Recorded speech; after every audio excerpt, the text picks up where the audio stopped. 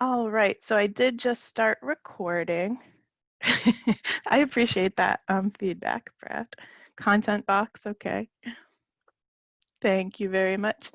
All right, I'm gonna go ahead and get started with our session about rubrics. This morning we'll be talking all about rubrics, why they're great, and how to create one in Canvas. And I just want to double check that you all can see my slides here. Can you see them? Great, thank you, Brad. And I am going to try to keep my eye on the chat as we move through this. So if you have any questions, feel free. But it's, it's quite a skill to be able to, to do all this online, and it's still new to us too. So if I miss anything, don't feel bad. You can always unmute, or we'll come back to questions at the end. Thank you. Okay, so my name is Audrey Brick-Lee, and I'm an ITC in ITS Learning Technology. And I always like to start at the beginning. So what are rubrics? A rubric is an evaluation instrument that defines the criteria, what are we looking at, and the performance level, how well did they do each thing that we're looking at.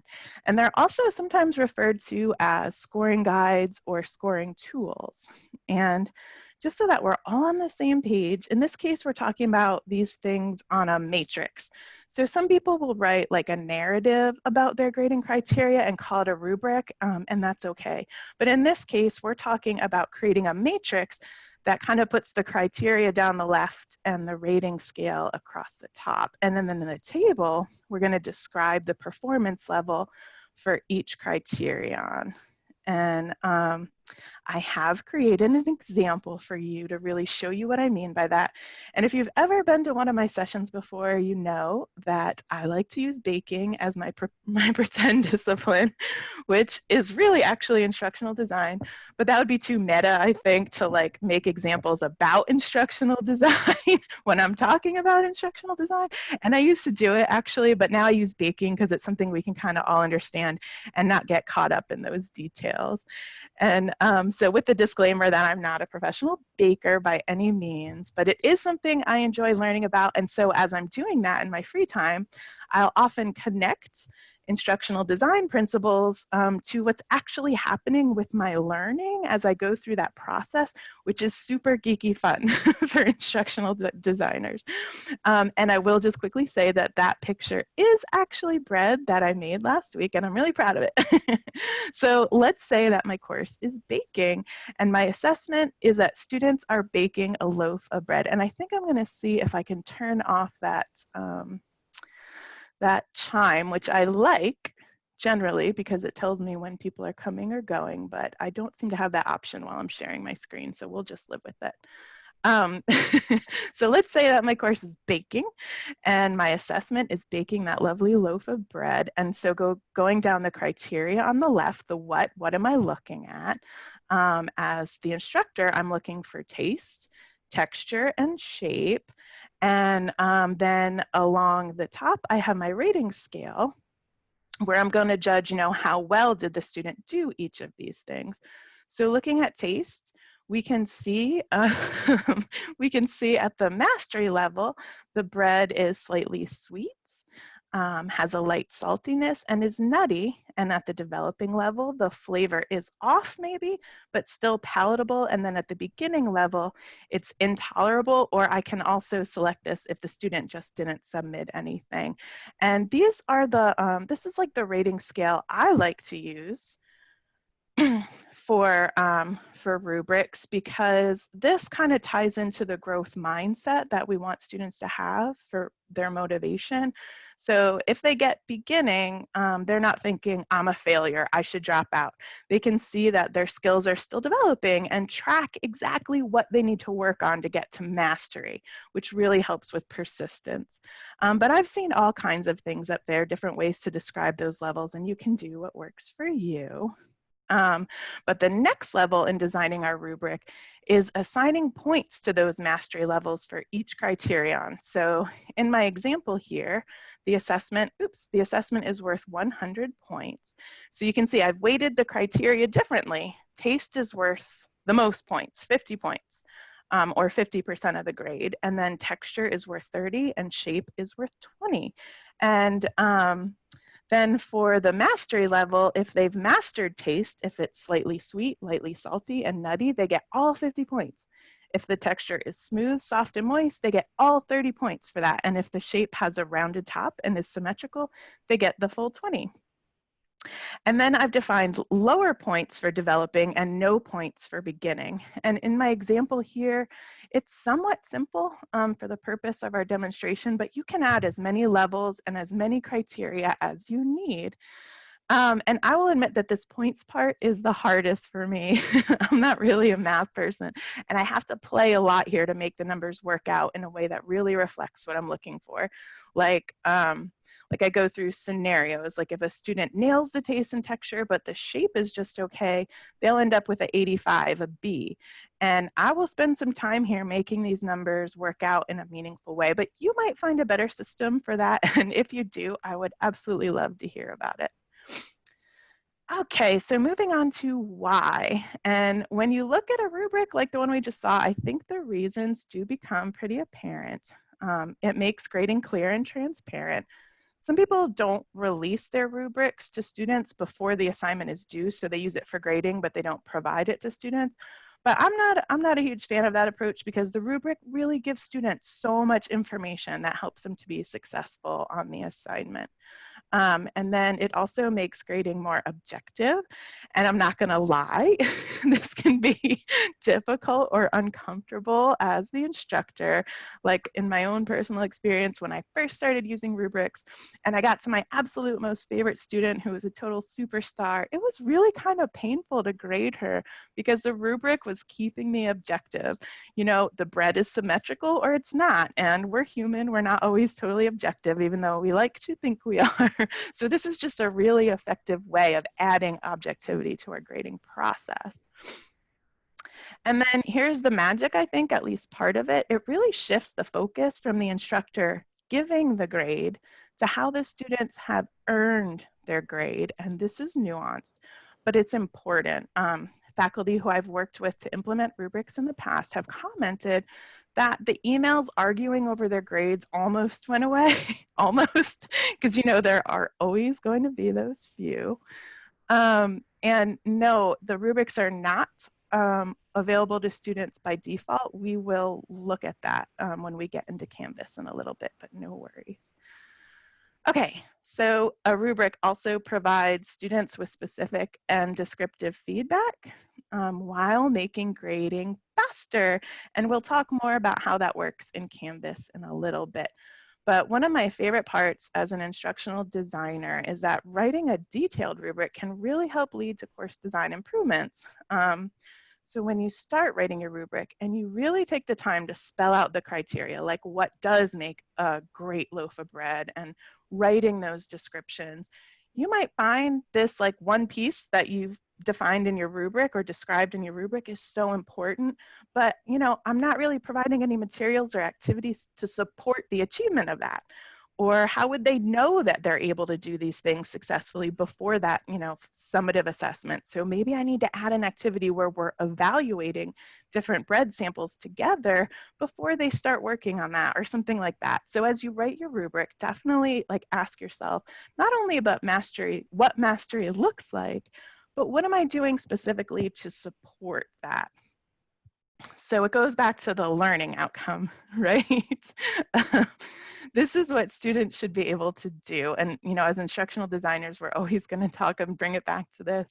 And we use Mager's 4 conditions to write learning objectives: audience, behavior, condition, degree, but we don't really include degree here in our context. And this is where your rubric really comes in. So students should be able to bake a loaf of bread. And then for condition, we could say something like given quality ingredients. But in our SLOs, you'll never see this part. And that's where, you know, you have to kind of include your rubric in the course to make that apparent. And then I just always like to talk about how it can improve the quality of student work. It really provides a roadmap to success. It completes the picture of the SLO. And as a student, I can look down the list and read the descriptions of a successful submission before I start the project, or before I even consume any content, really. And it takes the mystery out of that process, and it makes it more transparent and less frustrating. And then finally, quality matters. I don't know if any of you are working on that for, it's required for fully online courses at UNCG. We have that QM checklist. And Rubrics will ensure that you meet this standard on the Quality Matters checklist. And you can see it's 3 points. And does anybody know what that means in the Quality Matters world? I'm going to watch the chat to see if anybody is a QM superstar. Nope, that's okay. That's why we're here, to help you with those things. So a 3-point standard in Quality Matters, which is really the gold standard in online course quality. 3 points means essential, non-negotiable. If you don't meet all the 3-point standards in Quality Matters, your course does not pass the checklist.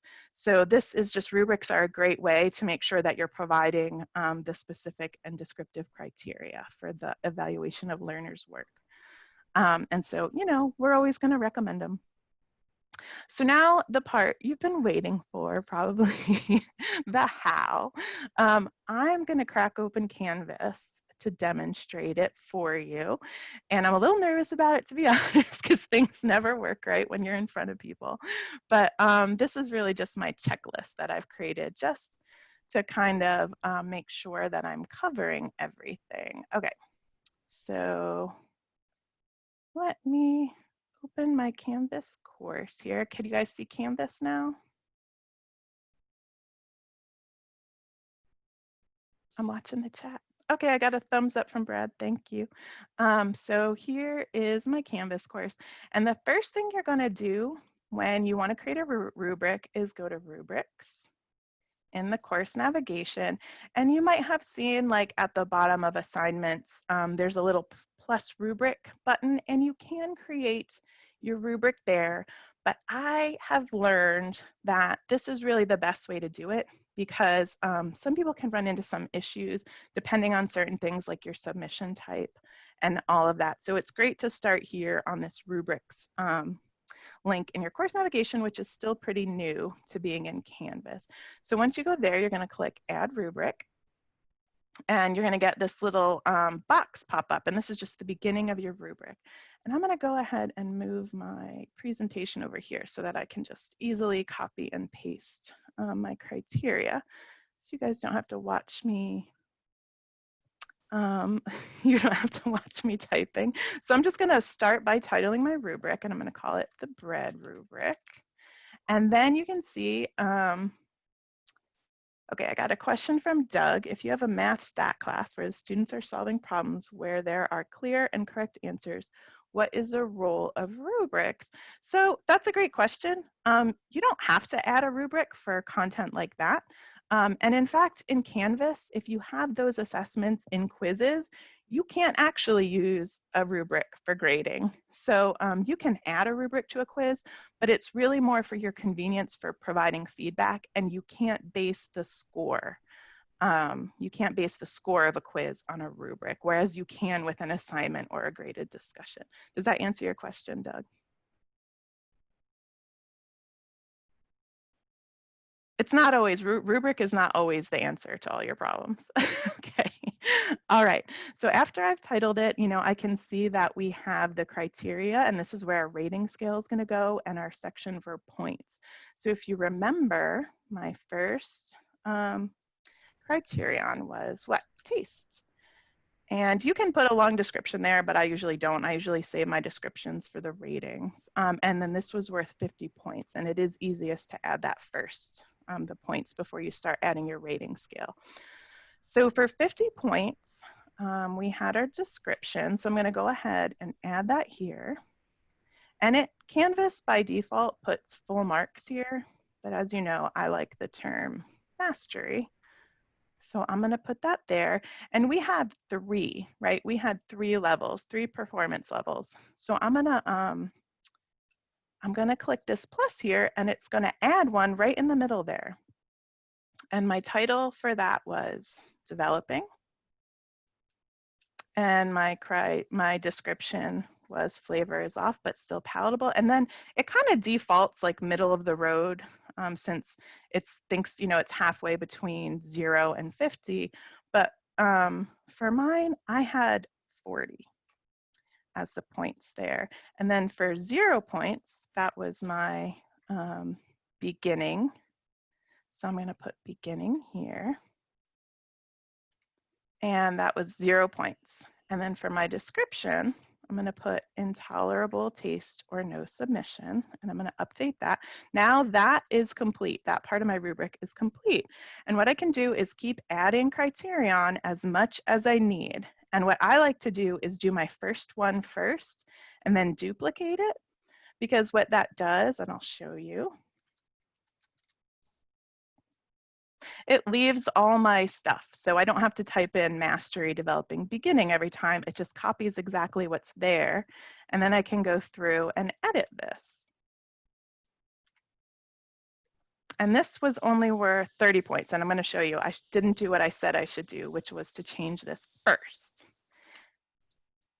Okay, so now my second level is this, and I'm just going to try to quickly go through and do this so that I'm not wasting your time, but I want you to see the whole process. Actually, my points for that were 20, not 20, 29.25. Nice try though, Canvas. Okay, and then for 0 points.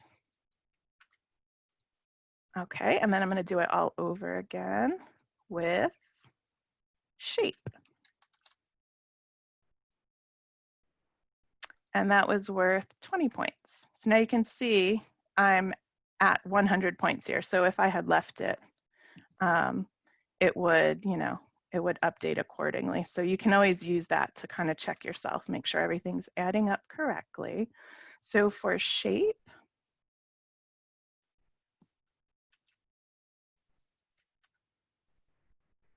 and I kind of like developing my rubrics outside of Canvas, because this like constructing technical part of it can be a little distracting for me. So I like to like either write it on paper or maybe in Google Sheets or something like that, and then come in here and do it this way, just kind of put it together in Canvas. All right, so my rubric is complete. And before I create it, well, let me just create it and show you. So here's my rubric, and now this is available for me to add to an assignment. So what I'm gonna do is I'm gonna go create a new assignment, and I'm gonna call it bread assignment. And then I can put all my lovely instructions up here. I'm gonna leave it as no submission so that I can easily show you how the grading works. And I think that's all I have to do. And then what you'll see, after you save your assignment, you can't do this before you create and save your assignment, then you have the option to add a rubric. So I'm gonna click add rubric. And like I said here, you can just create it here, but I like to keep it in that rubric section, because again, there are some submission types and stuff where it gets like niggly and you can't really like mess with it. So I like to keep them nice and neat and tidy under rubrics, and then go find it. And this course is, which course is this? This one. Here's my bread rubric. I'm going to select it. And you can, so this is really cool actually, like any course where you're a teacher, you will have access, so you can easily use your rubrics across classes. So I'm going to use this rubric, and it puts the rubric here. And then the way I use it for grading is by clicking edit, and I'm going to say use this rubric for assignment grading. And there are some other choices here, like remove points. I'm not going to do that. You can do I'll write free-form comments when assessing students, but what that does is take all of this away. So instead of clicking through and deciding based on what you've defined, you're just going to write a comment in here and give students a number of points. And you can certainly do it that way. That is an easy way to use rubrics. But I think using it this way really does give it that objectivity that we're looking for with a rubric. And then I also wanted to point out quickly that you can add a range. okay? So if I click range here, it's going to give me the option to give students anywhere between 40 and 50 points for this. And that's one way to do it. I usually don't do that just because, again, objectivity, like they've done it or they've not done it. But your discipline might not look like that. So,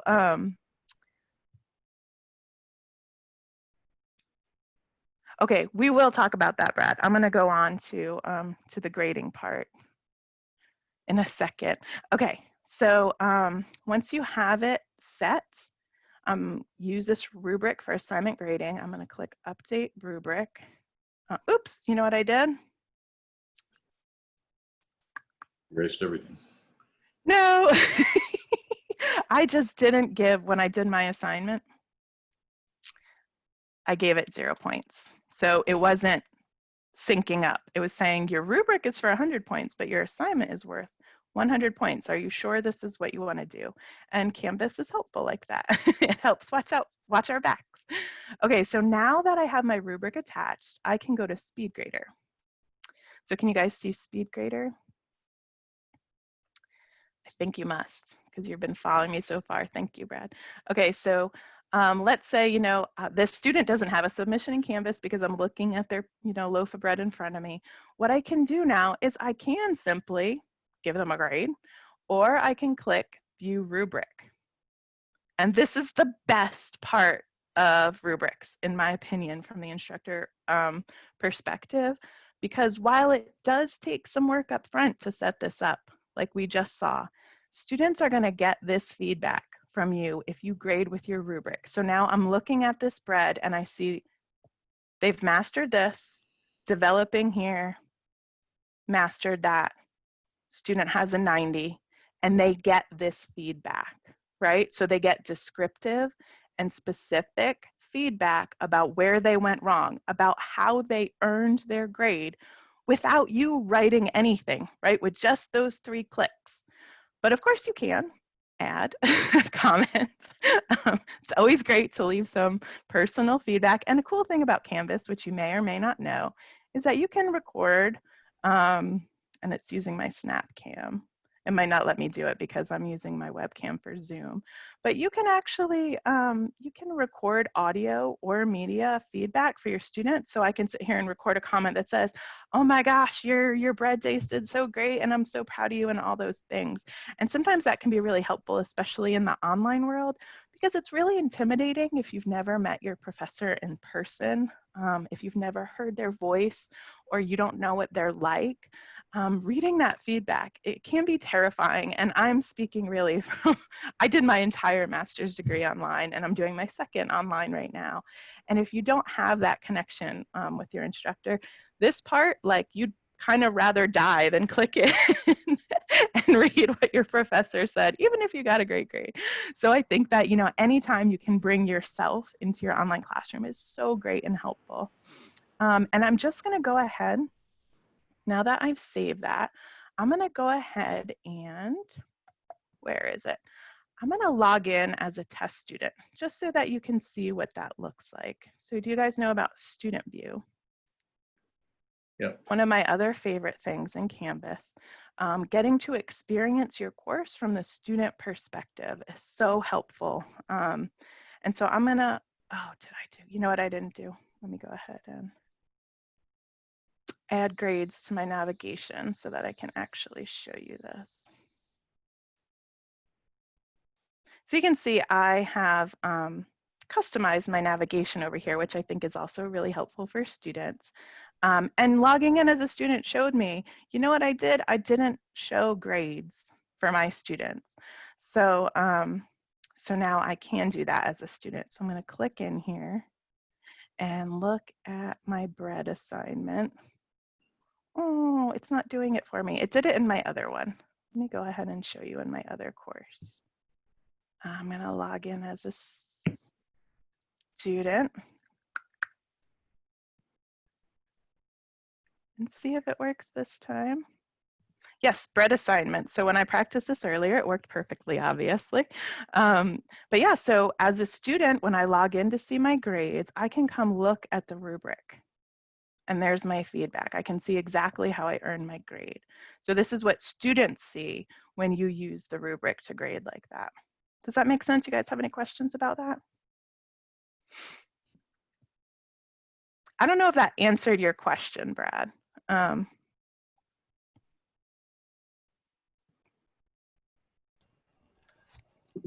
I had when I go through the rubric sometimes and I put in the score values and everything, some rubrics will automatically total it and put it in the assignment box, and then other times it won't do anything and I have to go back and total up the points and put it actual in the grade box. So I don't know what I'm doing wrong with some and right with others. Do you always see a rubric there in SpeedGrader when that happens? Yes, I always see a Okay. rubric, and when I go in and do the points or click the criteria, it adds it up at the bottom. And for some assignments, it will automatically put the grade or the point values up in the box on top of the rubric, which then records it in the grades. But then I have some rubrics where it doesn't add it up, and I have to actually manually go in and put in the point total. I haven't seen that, but if you have an example where you can show me, like send me even a link to which assignments this is happening in, that's something that sounds like a technical issue. And the more specific information we can provide to Instructure, the Canvas company, the better we can get a solution to that problem. So if that ever happens to you, please do feel free. You can email me directly or submit a 6-tech ticket. But if you even wanted to schedule some time to look at it together, like you could screen share and show me what you're seeing, I think that would be really helpful. And I'm sorry I can't answer it more specifically right now. That worked. Thank you. Okay, you're welcome. All right, next question. The rubric I currently use has penalty row where you can only lose overall points for the poor performance on aspects outside of the main criteria. I have never seen that in Canvas, but, and I've never actually, I don't know if I've ever seen a rubric written that way, but that might be something that we could play with in terms of writing your rubric to make it work in Canvas. And again, probably that's something we could take like to a one-on-one because I've never heard of a way to remove points only from I see you like to live on the wild side. That's cool. And I learn so much from you guys every time I do this. So I love these kinds of questions. Even if I can't answer them right now, it only helps me get better at my job and better be able to support faculty later on. All right, so I did want to show you quickly. I'm going to leave student view. And I was going to show you that you can actually, let's see if I have any discussions in this course. So you can add a rubric to a discussion. Let's see. Where? And I just wanted to show you how to do that. And it's not the same as in an assignment. Thank you, Canvas. They've put it in here for some reason. When you have a graded discussion, so you have to set that as graded first, and that was why my other discussion did not have that option, because it wasn't set as a graded discussion. So if you set your discussion as graded and you save it, then you will see that option under here, and you can add a rubric just the same way. And it's the same thing in a quiz where you can add a rubric, but again, you can't use it for scoring. Only if you wanted to somehow provide some targeted feedback that students could see when they're checking their grades. And so Melanie asked, can students come back? And if so, how am I notified that they made a comment? Okay, great question. So students can make comments, and frankly, I think I'm just going to show you the course where I am a student. Don't look at my grades. But yeah, so when I'm working on my MLIS at UNCG right now, and I'm taking this awesome course with Dr. Velez. And so when I'm looking at my grades and I click through, and you can see I've had a rough semester because y'all need a lot from me right now. But thankfully, she's been very understanding in letting me submit late work. But when I submit something, so let's say, let's look at my, I can add a comment right here. So she's saying, I left her a comment that said, I think I'm caught up now, thank you. And then she said, you know, she left her comment, and then I can add another comment as a student. And now this can get really messy as an instructor when you have so many classes and so many students, but to me, this is something really important. So in my Canvas notifications, are you guys familiar with Canvas notification preferences? You get to them by going to Account, where you see your little picture, and then clicking Notifications. And you can set specific notifications for all kinds of things in Canvas. So, and it's kind of like, it's a lot to wrap your head around at first, but you have different options. Notify me right away, send daily summary, send weekly summary, or don't send me anything. So for me, where is it? There's one for submission comments, okay? Submission comment. You see, I have that set to right away. Notify me right away. I could set it to send me a daily summary. Like if I, at the end of the day, I wanted an email that showed me every submission comment that my students made, I could come in here and set it that way. But usually for me, for the courses I teach, which are for faculty, right? Like I'm teaching faculty how to teach online right now. And usually when there's a submission comment, it's because they have a question either about how to do something or what, you know, what my feedback means or something like that. And so it's usually important when they leave that comment, or it's something really nice like, thank you so much for, for the feedback. And I want to see that right away too, right? So I like to get those emails right away. So I have it set that way. So it's a really good idea to come into Canvas and decide how you want to be notified. The other one that I did this semester was discussion posts. I had it set to right away because it was the same thing that I was worried about my faculty, you know, having questions where they needed help with something right away, but it just got too overwhelming. I was getting hundreds and hundreds of emails a day because I'm a teacher in a lot of courses where people are learning to use Canvas right now and stuff like that. And so I had to go back to setting that to just that daily summary. So does that answer your question?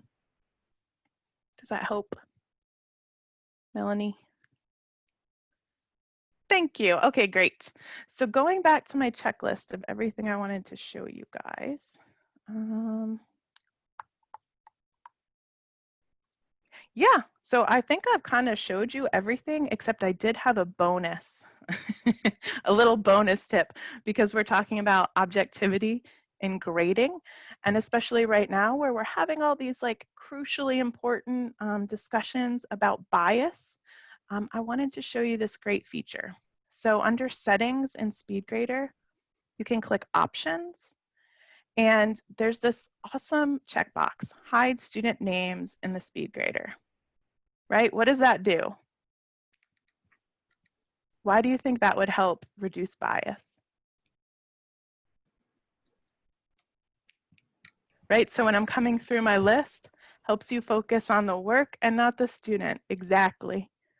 I don't know if my student is male or female. I don't know anything about them. I don't know, you know, when we see their names, we might have those implicit biases that make us see that student a different way. And so this is just such a great, awesome way that Canvas can help prevent that and help us safeguard ourselves against our own biases. So great, yeah. So the important thing there is that if you have your students write a paper with a title page with their name, Canvas isn't going to delete that for you. It's just going to keep their names out of here. It's going to change the name from Audrey Brickley to student 1, student 2, student 3, whatever. So that's my last tip. Do you guys have any other questions about rubrics, or do you feel like you understand them a little bit better and how to make one now? Tell me again how to get to the name suppression. Sure, yeah. So once you're in SpeedGrader, Oh, you got to go to this. Yeah, once you're in SpeedGrader, okay. You click that little cogwheel and then options. And then you can click this hide student names in the SpeedGrader. Okay. And I'm just looking at this because I'm curious about it. I never noticed this feature before, so I need to start doing this, sorting the student list by the date they submitted the assignment. So then Okay. how is a grade recorded for students if they're anonymous? Yeah, so Canvas knows who I'm grading. It's just stripping their name out of this list. That So I the don't, student, Canvas knows it, yeah, okay. yeah, I don't know whose work this is, but Canvas does.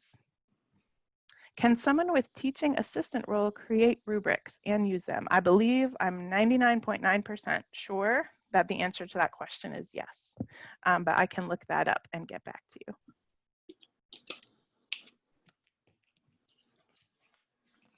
Sometimes those roles are tricky, and the truth is we set those, okay? Like all those roles in Canvas and ITS, we can set and change those. So if you're really frustrated, my TAs can't do this, it doesn't hurt to ask. Ah, thank you.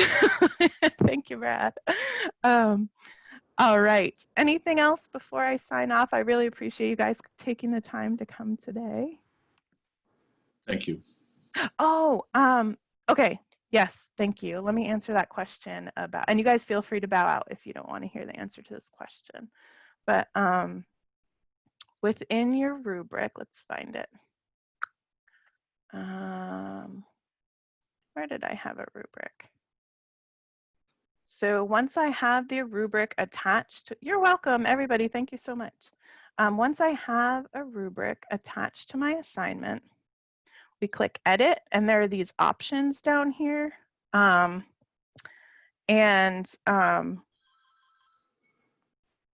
where is it? There's an option. I'll write freeform, remove points from rubric, don't post. No, I think you're right. I think it is by default. I think I'm using my Moodle brain. So I also use Moodle for my previous institution. And in Moodle, it's not by default. You have to actually click the button to make students see it, but it looks like here there is no option. You are welcome. All right. Okay, I will be happy to share my recipes. I mostly use King Arthur flour, to be honest. Paige, thank you so much for that comment. And I absolutely would 100% love that.